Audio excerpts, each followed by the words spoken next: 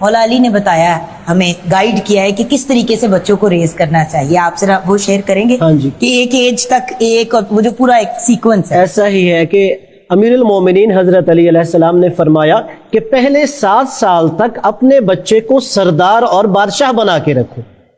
یعنی اس کے ناز نخرے اٹھاؤ، وہ جیسے کہتا ہے اس کی خواہشات کو پورا کرو، جیسے ایک بادشاہ کے تابع بن کے رہتے ہو ایسے اسے سرداری کا احساس دلاؤ۔ آپ نے کہا پھر اگلے 7 سال تک اسے غلام کی طرح رکھو، یعنی اس کا مطلب یہ ہے کہ اب اس کو اپنے تابع بنانے کے لیے تعلیم و تربیت جب شروع کر رہے ہو تو اس کے اوپر کچھ نہ کچھ آپ ایسی سختیاں کرو کہ جس کے ذریعے اس کی مثبت تربیت ہو سکے۔ پھر آپ نے فرمایا اگلے 7 سال اسے اپنے ساتھ وزیر کے طور پہ رکھو، یعنی کوئی بھی کام کرنا چاہتے ہو اس سے مشورہ طلب کرو،